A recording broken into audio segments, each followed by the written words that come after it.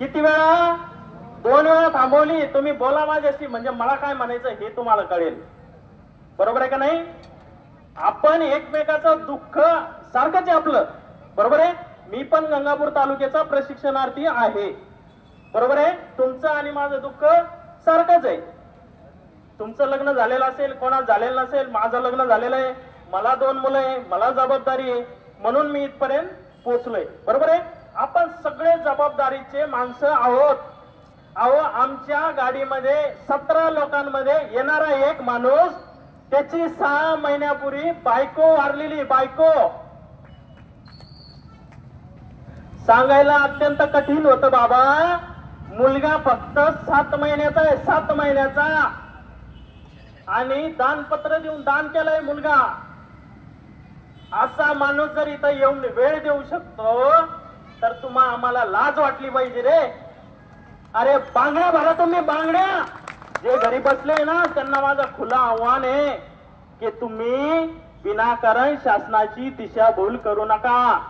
जे गरजू आहेत, ज्यांना खरंच कामाची गरज आहे, त्यांना संधी उपलब्ध करून द्या. त्यांना त्या संधीचा लाभ घेऊ द्या. तुम्हाला गरज नसेल, तुमच्याकडे शेतीबाडी असेल तर विनाकारण गरीब दुबळ्याची मजा घेऊ नका. बरोबर आहे का नाही? तुम्हाला गरज आहे म्हणून तुम्ही आहे, मी इथं आहोत. ज्यांना गरज नसेल त्यांनी विनाकारण कोणाच्या शेरावरती, कोणाच्या पोटावरती पाय देण्याचा धार्मिक, संविधानिक कोणत्याही प्रकारचा अधिकार आपल्याला नाहीये. बरोबर आहे का नाही? तुम्हाला आणि मला गरज होती. अहो, आमच्यापैकी काही लोक असे आहेत त्यांची पगार आलेला नाहीये, त्यांनी उसनवारी केली, कॉन्ट्रीब्युशन केलं, काहींनी भाकरी घेऊन सोबत आले. अहो, खाण्याचे हाल असताना देखील इथं पोहोचले. बरोबर आहे का नाही? आणि आपण ह्या इतिहासाचे सर्वजण साक्षीदार आहोत. आमचे पदार साहेब, अहो 7 महिन्याचा मुलगा दान देत असताना काय वाटलं असेल? स्वतः मागच्या 2 वर्षापासून त्या मुलांना स्वतःच्या हाताने भाकरी करून घालता, ही परिस्थिती आहे. अहो, आपली ही लढाई तुमची आणि माझी सर्वांची आहे ना. एकट्या बाबांनी उक्त घेतलेलं आहे का आपलं? बाबांना राजकारणात यायचंय का? नाही. बाबांचा याच्यात काही स्वार्थ आहे का? नाही. बाबांचा मागचा इतिहास जाऊन तपासा. घरी बसून काही लोक चर्चा करता की काय विषय असेल तो बाबाला माहिती असेल. अरे बाबाच्या जवळ जाऊन बस, तुला बाबा काय कळतील. अरे आमचे बाबा निस्वार्थी आहे. अरे आमचे बाबा तुम्हाला जेव घालताय स्वतः उपाशी आहे.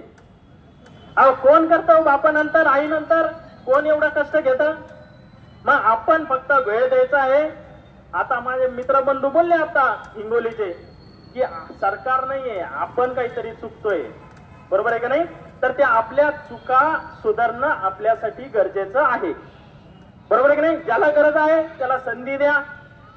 ज्याला खरंच त्या गोष्टीची खरोखर, अत्यंत काही लोक असे बिकट आहेत त्यांना खरोखर या गोष्टीची गरज आहे, त्या लोकांना तुम्ही संधी उपलब्ध करून दिली पाहिजे.